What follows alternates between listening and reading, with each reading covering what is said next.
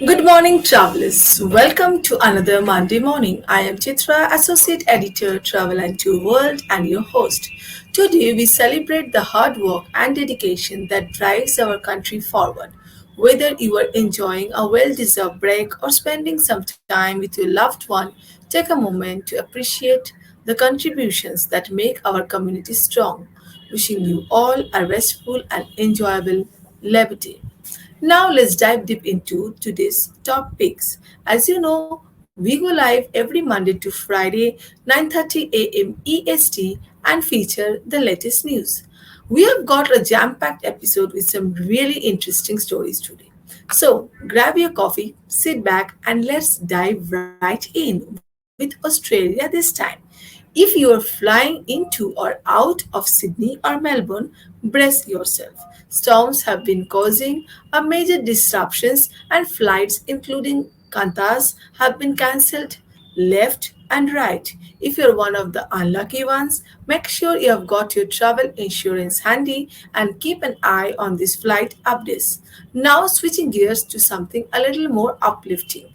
Labor Day 2024 is just around the corner, and if you're planning some summer holiday plan, I have got the scoop on what's open and what's closed. It's the last big weekend to soak up that summer sun before the grind kicks back in. So we'll break down everything you need to know to make the most out of it.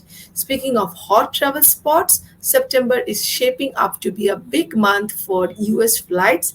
Los Angeles and Las Vegas are stealing the spotlight as the top destinations this month.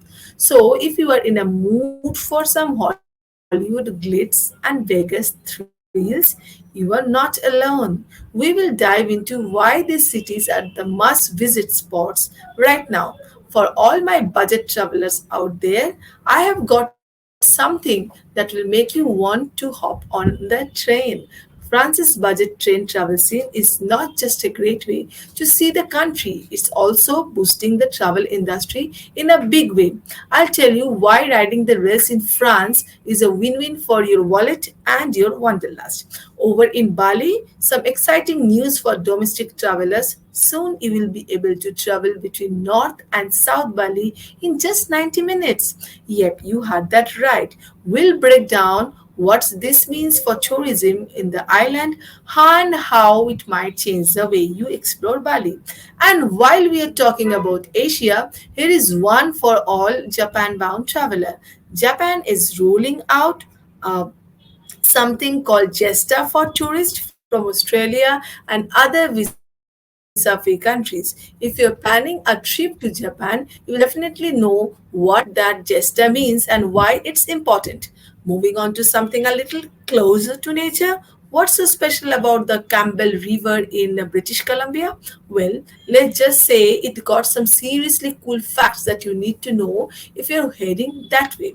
From wildlife to outdoor adventures, Campbell River is a hidden gem that's worth adding to your itinerary. In Europe, Germany just added two new sites to the UNESCO Heritage List, solidifying its status as a top cultural destination. We will talk about all these new sites and why Germany should be at the top of your travel bucket list, especially if you are a history buff or a culture vulture. Over in South Korea, Asiana Airlines is marking its legacy of excellence with new airports that are set to boost the global travel industry. We'll take a look at what it means for the travelers and how it's changing the game in the aviation industry. Meanwhile, the Netherlands just made a major announcement. Visa free travel to 191 countries, including Australia, Barbados, and the United Kingdom. So, if you're holding a Dutch passport, you are in for a treat. We will tell you what you need to know about these changes and how it could impact your travel plans. Alright, let's switch gears to some MICE news now.